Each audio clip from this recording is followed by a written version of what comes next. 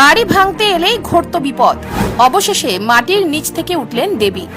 অলৌকিক ঘটনা রাজ্যের এই জেলায়।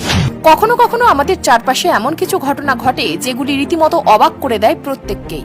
সম্প্রতি আমাদের রাজ্যেও ঠিক সেই রকমই এক ঘটনা ঘটেছে, যেখানে একটি বাড়ি ভাঙার সময় সেখান থেকে যা মিলেছে তা ইতিমধ্যেই উঠে এসেছে আলোচনার কেন্দ্রবিন্দুতে।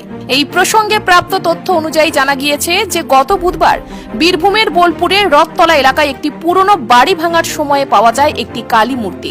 স্থানীয়দের মত অনুযায়ী সেখানে ব্রিটিশ আমলের কালী মন্দিরে সাধুরা ধ্যান ও জপ করতেন। এদিকে মা কালীর ওই মূর্তি পাওয়ার পর তা মন্দিরে স্থাপন করা হয়।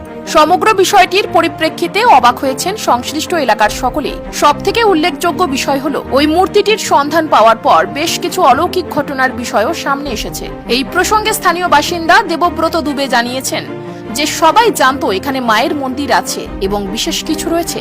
যারা এই